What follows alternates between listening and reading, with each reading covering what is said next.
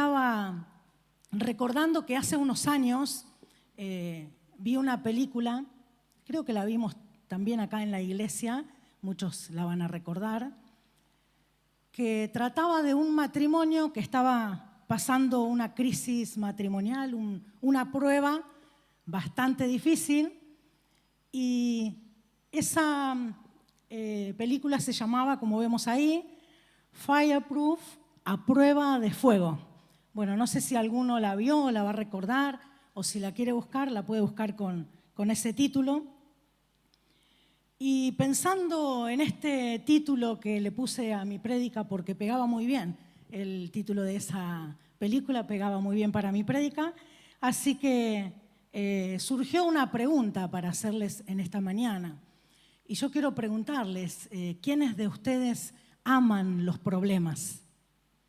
Allá alguien levantó la mano. No, no es verdad. Nadie, ¿verdad? Nadie ama los problemas, nadie va a levantar la mano. Nadie se levanta por la mañana y dice, ay, puede ser que hoy me toque una prueba bien difícil. Nadie dice eso, ¿verdad? Más bien oramos para que Dios nos saque de la prueba y rápido, que ya se terminen los problemas, las circunstancias difíciles. Oramos, pedimos, Señor, por favor, sácame de esta, no puedo más. Quizás cuando estamos inmersos en esas pruebas difíciles como de salud, economía, quizás como pasaba este matrimonio, una crisis matrimonial que también las pasan los cristianos también, ¿verdad? O a veces esos tiempos de soledad, esos tiempos de desierto, cuántas cosas, ¿no?, pasamos en la vida. Y cuando estamos ahí inmersos en una prueba, lo primero que nos preguntamos es, ¿por qué a mí? ¿Por qué Dios permite que me pase esto? ¿Por qué Dios permite esta prueba? Si Dios es bueno, si Dios es poderoso, ¿por qué permite tanto dolor? ¿No? Empezamos a preguntarnos todas, a hacernos todas estas preguntas. Y es muy humano asociar la bendición de Dios con una vida exenta de dolor, una vida cómoda. Entonces, cuando llega la incomodidad, asumimos erróneamente que Dios está distante, que Dios no está. Hasta a veces llegamos a decir que Dios está enojado con nosotros porque Él me permite pasar esta prueba. Pero yo no sé cuántos de ustedes, en medio de una prueba o una situación difícil, se han preguntado, se han detenido a pensar, ¿y si el propósito del Señor no es librarme de la prueba, sino sostenerme en la prueba y refinarme en medio de ella? ¿Se ha hecho esa pregunta? ¿Cuántos hicieron esa pregunta? Bueno, esta mañana vamos a ver una enseñanza a la luz de la palabra acerca de este tema, que es lo que el Señor nos puede decir acerca de esto para que podamos aprender. Y vamos a ver el pasaje bíblico de hoy en Primera de Pedro, capítulo 1, desde el versículo 6 al 7, y dice así la palabra del Señor. Esto es para ustedes motivo de gran alegría, a pesar de que hasta ahora han tenido que sufrir diversas pruebas por un poco de tiempo. El oro, aunque perecedero, se acrisola al fuego, así también la fe de ustedes, que vale mucho más que el oro, al ser acrisolada por las pruebas, demostrará que es digna de aprobación, gloria y honor cuando Jesucristo se revele. Amén. Pedro escribe esta carta a creyentes que él describe como expatriados y dispersos. Eran judíos convertidos al cristianismo que estaban esparcidos por varias provincias romanas. ¿Se acuerdan los que estudiaron? A ver, ¿cuántas eran? ¿Cuántas eran? Ponto, Galacia, Capadocia, Asia y Bitinia. No se pierdan los estudios bíblicos, porque aprendemos bastante. Bueno, por esas regiones, lo que hoy podríamos decir que es Turquía, en aquel tiempo eran estas provincias, bueno, ahí estaban estos cristianos esparcidos, Y saben que no estaban en un viaje de placer, no estaban ahí de puro turismo. No, se encontraban lejos de casa, fuera de su tierra natal, en una cultura totalmente diferente y enfrentando serios problemas a causa de la fe. Persecución, oposición. Quizás yo pensaba también que se sentían aislados, presionados, y por qué no decir también que a lo mejor estaban también un poco confundidos en medio de toda esta situación que estaban viviendo. Y mientras pensaba en la condición de que ellos se encontraban, venía a mi mente cuando Pablo le escribe a Timoteo: todos los que quieren vivir piadosamente en Cristo padecerán persecución. ¿Cuántos dicen amén a ese versículo? Aquellos que quieran vivir una fe auténtica, una fe genuina, seguramente van a tener que atravesar dificultades, oposición, y van a tener que atravesar, como les pasaba a estos hermanos, también persecución. Porque hoy vivir en un mundo como vivimos, contracorriente, ¿no? Con valores tan diferentes a los que nosotros creemos y seguimos, que la palabra de Dios nos ha marcado, bueno, todo eso va a generar indudablemente que vivamos tiempos a veces de aflicción y de también oposición. Estaba leyendo una frase de un reconocido pastor que me gustó mucho compartírsela, el pastor John MacArthur, y dice: esperar una vida sin problemas es prepararse para una decepción aún más profunda. Se lo repito: esperar una vida sin problemas es prepararse para una decepción aún más profunda. Las pruebas vendrán. ¿Cuántos saben que vendrán? O ya vinieron, o estamos, o vendrán. Y la pregunta no es si las pruebas vendrán, ya sabemos eso, que sí van a venir, ¿verdad? Pero la pregunta es, ¿cómo vamos a enfrentarlas cuando lleguen? ¿Amén? Y la intención de Pedro aquí es animarles, darles herramientas para que ellos no abandonen, para que perseveren en la fe.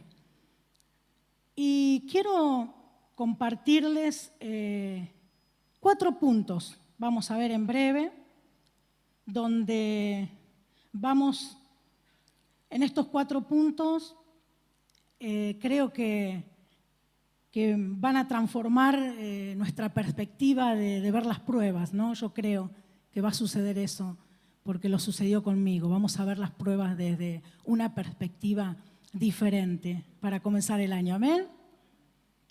La primera que quiero compartirles es el fundamento inconmovible del gozo cristiano. Y en el pasaje principal que estábamos leyendo, comienza Pedro diciendo: esto es para ustedes motivo de gran alegría. Esto es para ustedes motivo de gran alegría. Y yo pensaba, ¿qué puede ser motivo de gran alegría cuando uno está inmerso en una prueba? Cuando uno está pasando un dolor, cuando uno está pasando una desilusión. ¿Qué puede ser de gran alegría? ¿De qué está hablando Pedro? ¿Cuál es esa gran alegría? Y la respuesta no se encuentra en la lógica humana que nos llevaría a la desesperación. No. La respuesta se encuentra en una perspectiva divina, una comprensión del sufrimiento que va mucho más allá de nuestras circunstancias. Entonces, ¿cuál es el motivo de gran alegría? Pedro nos anima a mirar un poquito más allá, atrás de los versículos que estábamos leyendo, donde él ha establecido una base doctrinal sólida. Pedro no comienza hablando del sufrimiento, él comienza hablando de la seguridad de la salvación. Y yo digo, aunque ellos estaban en una prueba, es como si Pedro les dijera: ustedes están en una prueba, pero ustedes están en un barco seguro. Y eso es importante, ¿verdad?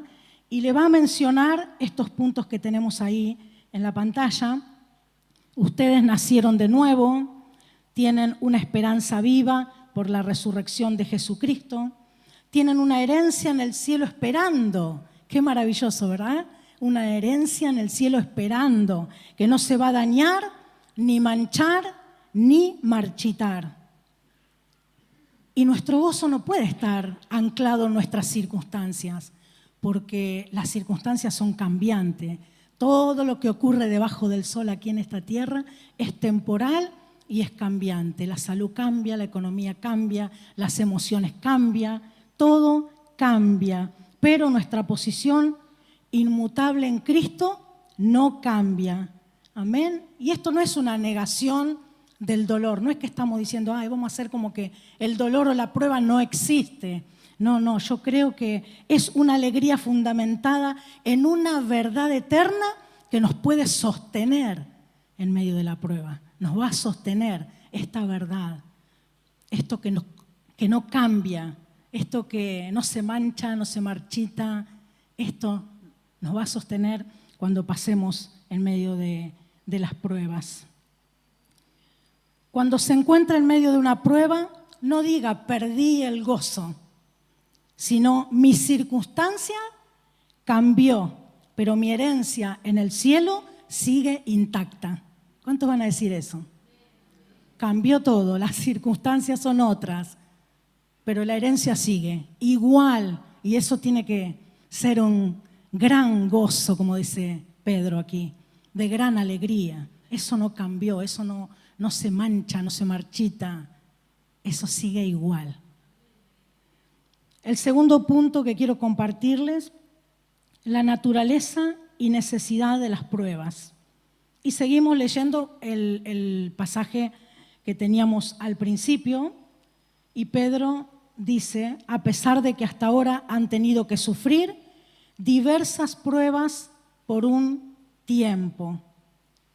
Vamos a ver dos características vitales de nuestras pruebas o de la aflicción que tenemos que entender. Y acá las va a nombrar Pedro, que son diversas y ¿qué más dice? Por un poco de tiempo. La palabra griega que utiliza aquí es poikilois. No sé si la habré mencionado, la habré dicho bien, porque es una palabra griega, pero justamente esa palabra significa de muchos colores o variadas. ¿Y cuántos saben que las pruebas sí son de muchos colores, verdad? En el transcurso de nuestra vida pasamos tantas pruebas diferentes, variadas, como dice aquí, de tantos colores. Pero su prueba es única para usted, para mí. Dios diseña la prueba a la medida de lo que su fe necesita. Dios diseña la prueba a la medida de lo que mi fe necesita. Quizás usted pase una prueba que la necesita usted. Dios no me pone a mí en esa prueba, pero Dios me va a poner a mí en mis pruebas que son para mi fe, para refinar mi fe. Y dice que son temporales. Pedro dice por un poco de tiempo, comparado con la eternidad que nos espera, incluso el sufrimiento más prolongado que tengamos que pasar en esta tierra es temporal, es por un poco de tiempo. Es una temporada, pero no es un destino final. Amén. Quería contarles algo cortito personal. Hace unos años, uno de nuestros hijos se iba se iba por 3 meses por ahí a otro país. Y bueno, seguro que las mamás se van a sentir identificadas conmigo, las mamás que hay acá, pero bueno, nos sentamos a charlar y yo como mamá una lista de consejos y de advertencias y mirá que vas a estar en otro país y la cultura y las costumbres y la comida y el estómago. Bueno, uno da consejo hasta cuando no se lo piden las mamás, ¿verdad? Somos así. Pero ¿sabe que él me dijo una frase que yo la guardé en mi corazón? En ese momento no la entendí, pero ahora cuando estaba preparando esto, Dios me llevó a ese lugar, a ese momento, y pude entender esa frase que él me dijo. Y él me dijo, pero ¿qué es lo peor que me puede pasar? ¿Perder la vida? ¿Qué es lo peor que me puede pasar? Yo en ese momento no entendí, pero luego pude entender que esa era una declaración de confianza, porque lo peor que nos puede pasar en esta vida es temporal y no tiene el poder para destruir lo mejor que ya poseemos en Cristo. Amén. Y lo que tenemos garantizado en Dios. Nada de lo que pase aquí en la tierra puede estropear eso, que ya está garantizado. Amén. Y el tercer punto que quiero que compartamos, el propósito supremo, el refinamiento de la fe. Y sigue diciendo Pedro, el oro, aunque perecedero, se acrisola al fuego, así también la fe de ustedes, que vale mucho más que el oro. El apóstol utiliza aquí una analogía metalúrgica. Cuando el oro se extrae de la mina, no está tan lindo como lo vemos en la joyería, ¿verdad? Puro, brillante, no, sale con muchas impurezas, escorias, mezclado de plata, cobre, un montón de minerales, basura y todo lo que hay ahí en la mina, ¿no? Pero, ¿cómo se obtiene ese oro? 24 quilates, ese oro puro. Bueno, solo hay un camino y ese camino es el fuego. El fuego es el agente purificador del metal. El mineral lo colocan en unos recipientes muy resistentes al calor, que se llaman crisoles, y bueno, ahí lo meten al horno y la temperatura dice que es a más de 1000 grados, creo que 1400, no sé, pero más de 1000 grados es la temperatura en la que meten ahí el metal. Entonces, bueno, ¿qué pasa? Cuando se derrite ese metal, toda la escoria sale a la superficie y luego los expertos en el tema comienzan a quitar, ¿no?, toda esa escoria. Y luego viene la última parte, que es la parte más linda, ¿no?, el ensayo, la certificación. Una vez que el oro sale del fuego, se toma una muestra, se analiza para ver si ese oro es verdaderamente 24 quilates y luego se cumple con las normas, se estampa, se le pone un sello oficial que indica la pureza, el laboratorio que lo garantiza, y si ese sello no está, bueno, ese oro no es comprobable. Tiene que estar ese sello garantizado por los expertos que lo analizaron, ¿no?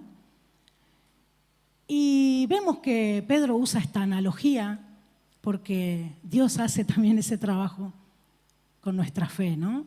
Dios nos pone ahí en el horno, a mucha temperatura a veces. Y ahí cuando estamos en la prueba, Dios empieza a purificarnos, ¿no?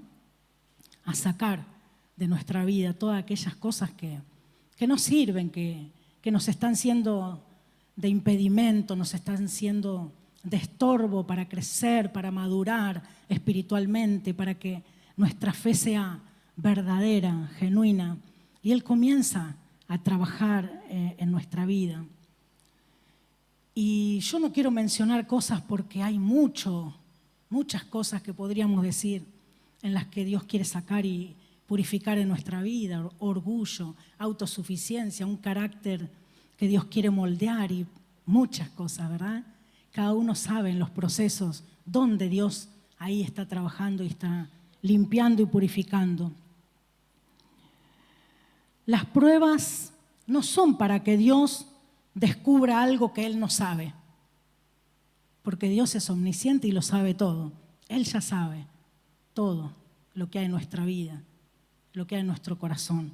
Son las pruebas para que nosotros descubramos la verdadera condición de nuestra fe. Qué interesante. En las pruebas vamos ahí a descubrir cuál es la condición de nuestra fe. Y luego hay una palabra griega que se llama, que es dokimión, que significa genuinidad probada. Uy, me pasé un montón de...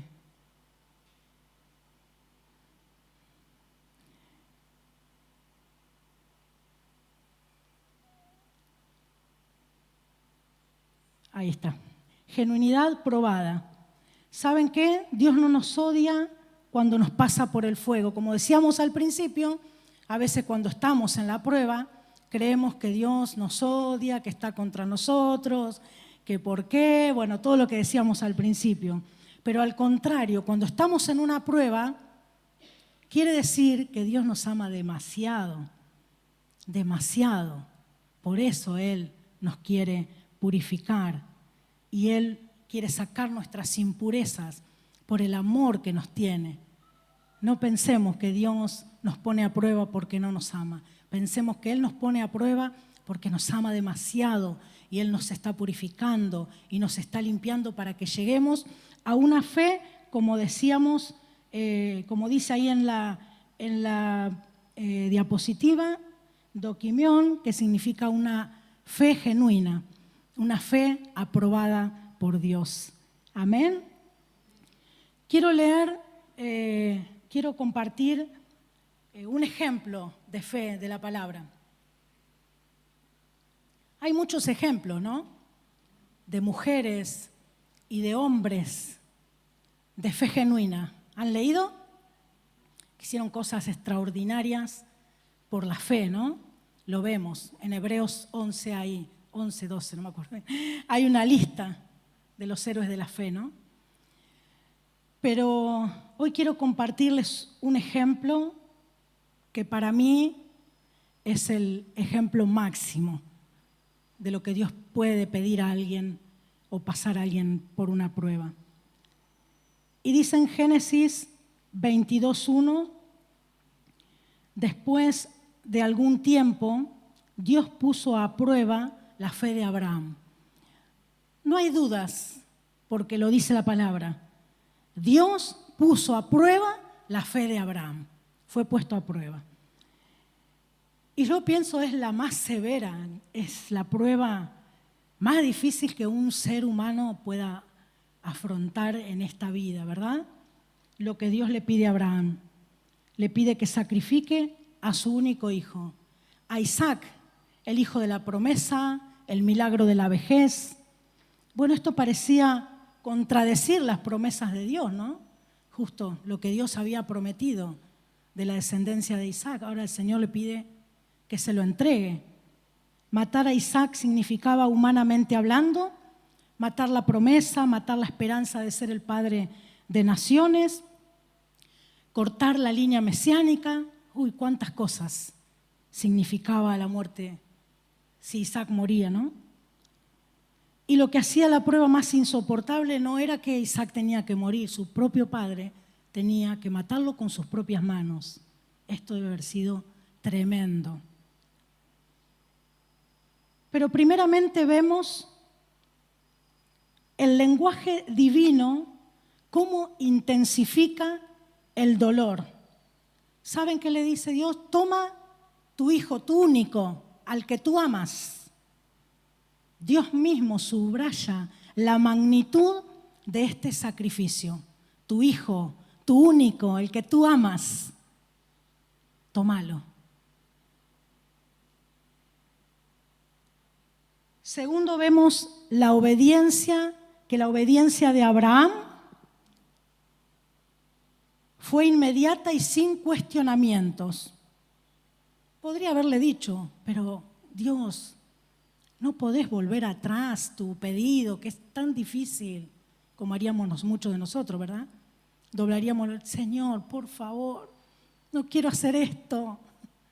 Es difícil, es una prueba muy dura. Dame otra prueba, voy a hacer otra cosa, lo que vos quieras. Sin embargo, dice que se levantó muy de mañana, sin demoras, sin argumentos, tomó a su hijo y fue en obediencia a lo que Dios le había pedido. E hizo una declaración de fe a sus siervos que estaban ahí. Les dijo, iremos hasta allí adoraremos y volveremos a vosotros. Él no dijo volveré, volveremos. Eso es una fe genuina. Eso es una fe verdadera. En el corazón de la obediencia más difícil, Abraham alberga una fe inquebrantable. Él creía en que de alguna manera tanto él como su hijo regresarían. ¿Y cuál es la lógica de su fe? La encontramos en Hebreos 11:19. Razonó de que Dios es poderoso para aún levantar de entre los muertos. Su fe no negaba la realidad de la que él estaba viviendo, no negaba la realidad de la muerte, pero él creía en la promesa, creía en que aunque Isaac muera me lo va a devolver, me lo va a resucitar, pero él creyó. Y eso es importante. Esa fe genuina es la que nos hace perseverar aún en estas pruebas, que yo creo que la de Abraham es no sé, a lo mejor usted dice, no, para mí la prueba más dura es otra que encuentra en la palabra, pero para mí el que Dios te pida un hijo debe ser lo más difícil que un ser humano puede pasar en esta vida. Y esa es la fe que tuvo Abraham para sostenerse, para fortalecerse en medio de esa prueba y salir adelante. Y el último punto que quiero que compartamos, la expectativa escatológica, gloria, honra y alabanza.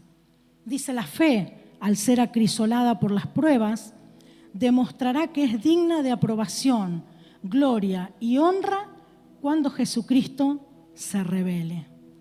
Amén. Aprobación. Así como decíamos que el oro, ¿no? Tiene que ir alguien, un experto, y certificar que el oro es genuino, que el oro es verdadero. Bueno, en la fe pasa igual. Dios mismo indica la validación y el reconocimiento del valor de esa fe. Va a ser por parte de Dios esa validación, si la fe es verdadera, si es aprobada. Si esa fe va a demostrar, cuando Jesucristo se revele, si va a demostrar que es genuina. Él va a ser quien lo va a aprobar.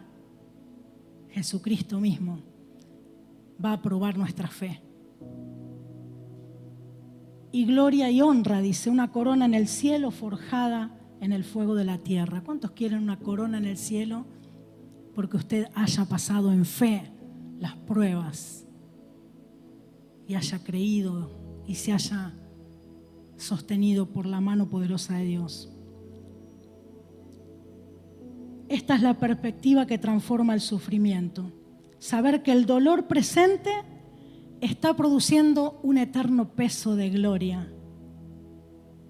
Las pruebas son el instrumento, pero la gloria eterna es el fin. Qué maravilloso cuando nos encontremos cara a cara con nuestro Señor y Él diga: tu fe ha sido aprobada, ha sido genuina, has pasado las pruebas, te has mantenido firme, te has dejado refinar, has dejado que trabaje en tu vida. Qué hermoso.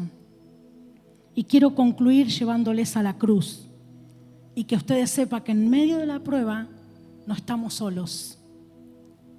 Jesucristo mismo pasó por el fuego más grande de todos, el fuego de la ira de Dios en la cruz del Calvario. Ese sí que era un fuego tremendo, que quién podía pasar por ahí, solo Él pudo pasar.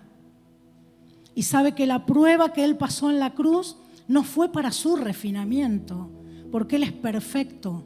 Él no necesitaba ser refinado, purificado. Él fue acrisolado por nuestras culpas. Y porque Él pasó la prueba, nosotros podemos pasar la prueba para Él. Amén. Él ya pasó, ya sufrió y nos demostró que se puede. Nos demostró que se puede pasar la prueba con su fortaleza. quiero decirte en esta mañana para culminar, que no desperdicies tu sufrimiento, que no desperdicies tu prueba.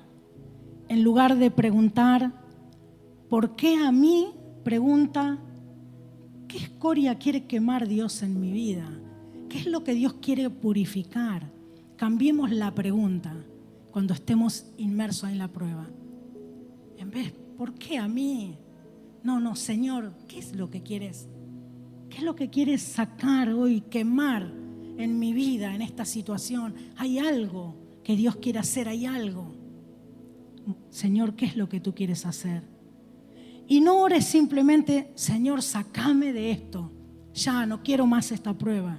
No, Señor, ¿qué quieres que aprenda? ¿Hay algo para aprender? ¿Hay algo para aprender en esta prueba? En una ocasión alguien que pasó una prueba muy difícil me dijo, en esta prueba tuve un antes y un después con el Señor. Y era difícil la prueba, pero tuve un antes y un después, tuve un encuentro verdadero en esta prueba que nunca había tenido. Las pruebas son para algo. Hemos visto que las pruebas son inevitables, pero nunca son inútiles. Nunca son inútiles.